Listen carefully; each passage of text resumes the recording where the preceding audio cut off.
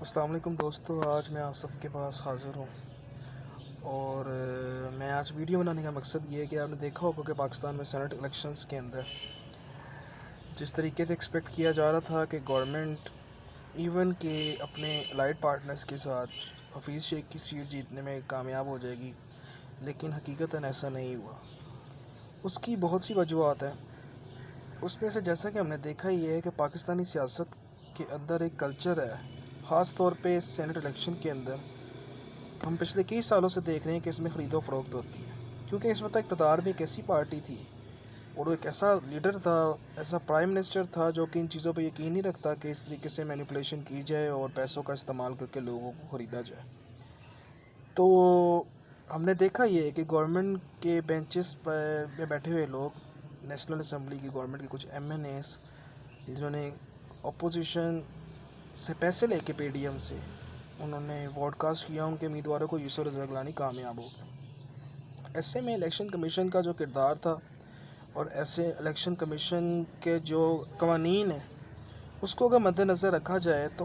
ہمیں بہت سے لوپ ہولز نظر آئیں گے۔ جیسے کہ ہم اگر دیکھیں آئین کے آرٹیکل 225، 26، 18، الیکشن ایکٹ دیکھیں، اس میں جو کرپٹ پریکٹسز، اللیگل پریکٹسز یا ڈس آرڈرلی کنڈکٹ کے بارے میں جو باتیں کی گئی ہیں، اگر اس کو ملحوظ احاطہ رکھ کے ہم اگر الیکشن کا انالیسس کریں تو ہمیں آئیڈیا ہوگا کہ شاید الیکشن کمیشن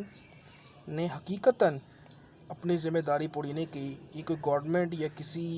سیاسی جماعت کا نیریٹو نہیں ہے، یہ فیکٹس ہیں کہ الیکشن کمیشن الیکشنز کو ٹرانسپیرنٹ رکھنے میں ناکام رہا ہے، اور کوئی بھی پاکستان کے اندر سسٹم چل نہیں سکتا جب تک الیکشن کا جو سسٹم ہے اس کو ٹرانسپیرنٹ نہ کریں۔ یہ صرف سینٹ الیکشن کے لیے نہیں،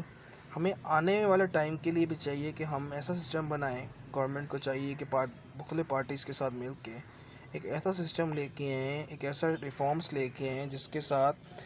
جب بھی الیکشن ہو تو ایٹ لیسٹ کوئی پارٹی بھی، پاکستان کی ہسٹری رہی ہے کہ ہر الیکشن کے بعد جو ہے وہ دھاندلی کا الزام لگایا تھا، senate, national assembly, provincial assembly. تو الیکشن کمیشن کی جو غیر جانبداری تھی اس پہ اس وقت بہت سوالات اٹھے کہ الیکشن کمیشن نے کچھ سیاسی جماعتوں کو، بالخصوص اپوزیشن کی کچھ پارٹیز کو، ہم نے دیکھا ہی ہے کہ وہ ریلیف بھی دی ہے جو کہ ان سے مانگا ہی نہیں گیا تھا، جو ہم بائی الیکشن وغیرہ میں دیکھ لیں۔ اور اسی طرح اگر ہم گورنمنٹ کو دیکھیں تو گورنمنٹ کی بھی جو پالیسیز ہیں، اسپیشلی جب وہ جہاں پہ اوپن بیلٹ الیکشن ہونا ہوتا ہے، سم ٹائمز اپوزیشن اس کو سپورٹ کرتی ہے، گورنمنٹ سپورٹ نہیں کرتی۔ سیکرٹ بیلٹ ہونا ہے تو کبھی کوئی سپورٹ کرتا ہے، کبھی کوئی سپورٹ نہیں کرتا۔ مختلف پارٹیز چینج ہوتی ہیں، گورنمنٹ چینجز ہوتی رہتی ہیں، لیکن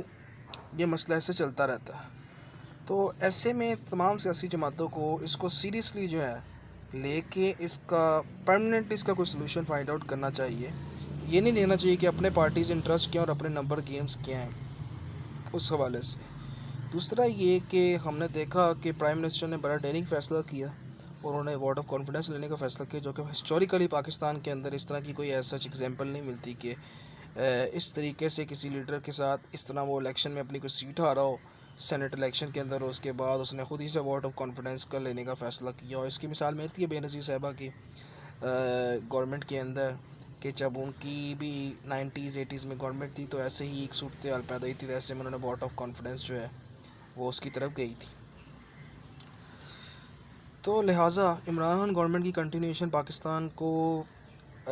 میں سموتھ ٹرانزیشن آف ڈیموکریسی کے لیے، سموتھ ٹرانزیشن آف سسٹم کے لیے وہ بہت ضروری ہے۔ پاکستان کی طریق رہی ہے کہ 2.5-3 سال بعد ہر پرائم منسٹر کو نکال دیا جاتا ہے۔ لہٰذا میں سمجھتا ہی ہوں کہ اب ہمیں سیاسی طور کے اوپر جو ہے میچور ہونا چاہیے پاکستانیوں کو بھی، اور ہمیں سیاسی جماعتوں کو بھی میچورٹی کا مظاہرہ کرنا چاہیے۔ اب کوئی بھی پرائم منسٹر ہے یا کوئی بھی گورنمنٹ ہے جو عوام کے ووٹوں سے آئی ہے اور اس کو 5 سال پورے ملنے چاہیے، اگر 5 سال پورے نہیں ملتے تو پھر یہ دوبارہ آ کے نیریٹو لے کے آتے ہیں عوام کے اندر کہ میں ٹائم نہیں ملا، میں یہ نہیں ملا، یہ کر لیتے، وہ کر لیتے۔ ایٹ لیسٹ 5 سال ملے تو 5 سال بعد اس کو اکاؤنٹیبل پراپر طریقے سے کیا جا سکتا ہے۔ اور ایسے میں عوام کو بھی ایسے لوگوں کی حوصلہ شکنی کرنی چاہیے جو کہ ان کے ووٹ بیچتے ہیں اور ان کو پامال کرتے ہیں ووٹ کی سینٹٹی کو،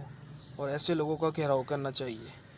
اور الیکشن کمیشن کو بھی چاہیے کہ وہ بھی میک شور کرے کہ الیکشنوں میں پیسہ اتنا سم ٹائم لگ جاتا تو کہ اس کے بعد جب اس طرح کے سینٹ الیکشن وغیرہ کے موقع آتے ہیں تو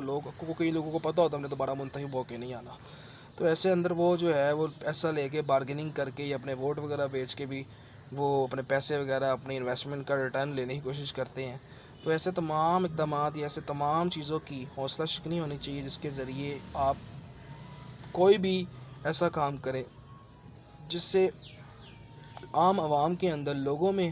جو لیجسلیٹرز ہیں جس نے لیجسلیشن کرنی ہوتی، تمام ادارے ہیں ان کی جو پاورز ہیں وہ پارلیمنٹ سے نکلتی ہے۔ اگر پارلیمنٹ میں بیٹھے لوگوں کی انٹیگریٹی اور ان کی سینکٹیٹی پہ اس طرح کے سوالات ہوں گے تو پھر اور اس طرح کی وہ یہ ویڈیوز آئیں گی اور اس میں رشوت کوئی لے رہا ہے، کوئی دے رہا ہے، کوئی کسی کو خریدنے کا کہہ رہا ہے، کوئی ووٹ ضائع کرنے کا ایسے ہیں، تو لوگوں کو عوام پاکستان کی عوام پہ کیا تاثر جائے گا کہ آپ لوگوں کو کس طریقے سے ریفارم کریں گے سوسائٹیز کو، اور ہمارے جو یہاں پہ مختلف کلچر اور مختلف چیزیں جو ہماری سوسائٹی کے اندر جو بڑائیاں موجود ہیں یا جو اب رچ بس گئی ہیں ان کو اگر ہم نے اکھاڑنا ہے یا ان کو ختم کرنا ہے تو اس کے لیے ضروری ہے کہ ایگزامپل سیٹ کی جائے سیاسی جماعتوں کی جانب سے، اور عوامی نمائندے جو بھی ہیں جس بھی جماعت سے ہیں ان کو چاہیے کہ اپنے عمل سے ثابت کریں کہ وہ عمل سے ثابت کریں عوام کے لیے کہ وہ ان کی جو انٹیگریٹی ہے اور جو ان کا جو ایگزامپل ہے ان کو لیڈ کرنا چاہیے عوام کے لیے جو ہے عوام کو اس حوالے سے۔ تو میں بس یہی کہنا چاہوں گا، اور انشاءاللہ نیکسٹ ٹائم بھی آپ کے ساتھ گفتگو شنید چلتی رہے گی اور ہم بات چیت کرتے رہیں گے جب بھی کوئی اس طرح کا ایونٹ آئے گا انشاءاللہ۔ اللہ آپ سب کا حامی و ناصر ہو۔ پاکستان زندہ باد۔